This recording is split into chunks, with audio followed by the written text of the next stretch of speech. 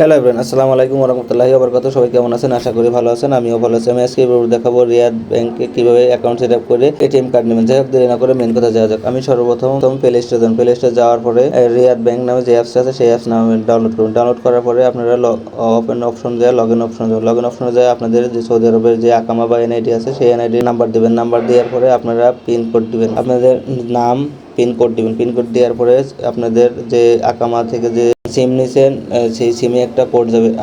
আমার এই ভিডিওটা যদি ভালো লেগে থাকে তাহলে অবশ্যই লাইক, সাবস্ক্রাইব, কমেন্ট করবেন।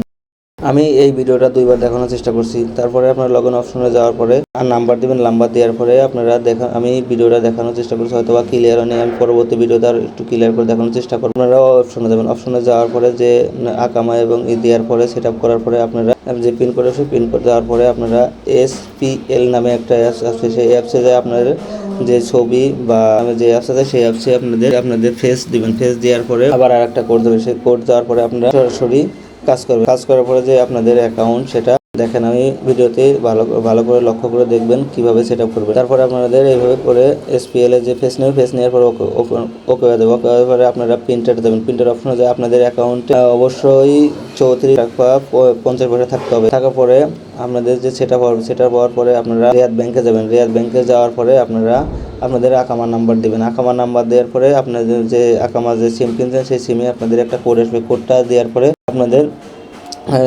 অপশনে আছে, সেই অপশনে যাবেন। অপশনে যাওয়ার পরে দেখবেন ওই জায়গায় একটা লেখা আসবে প্রিন্ট লেখার পরে টাচ করুন। টাচ করার পরে আপনাদের কার্ডটা ওপেন হয়ে যাবে এবং আপনাদের কিছুক্ষণ সময়ের মধ্যে আপনাদের কার্ডটা অটোমেটিকলি আসার পরে আপনারা এই কার্ডটা কীভাবে দেখানোর চেষ্টা করতেছি কীভাবে অ্যাক্টিভ করে। আপনারা প্রথমে সেই কার্ডটা দেবেন। কার্ড দেওয়ার পরে আপনাদের যে ওই জায়গা যাওয়ার পরে আপনাদের পিনকোড যাবে।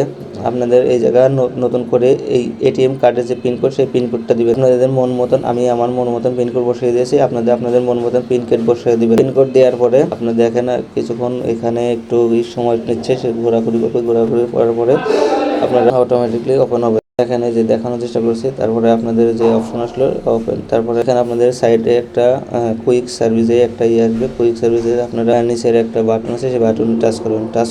টাচ করার পরে দেখবেন এই জায়গা আপনাদের ইনশাল্লাহ সেট আপ হয়ে যাবে। সেট আপ হওয়ার পরে আপনাদের যে অপশন, সেই অপশনে সম্পূর্ণ কিছু লেখা আছে। অপশন দেওয়ার পরে আপনাদের যে অ্যাকাউন্টটা এটিএম কার্ডটা ইনশাল্লাহ সেটা হয়ে যাবে।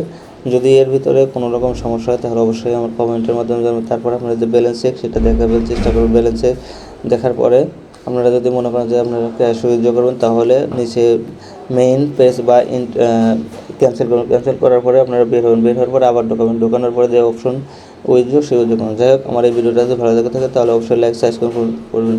আজকের পরে এই পর্যন্তই। আল্লাহ হাফেজ।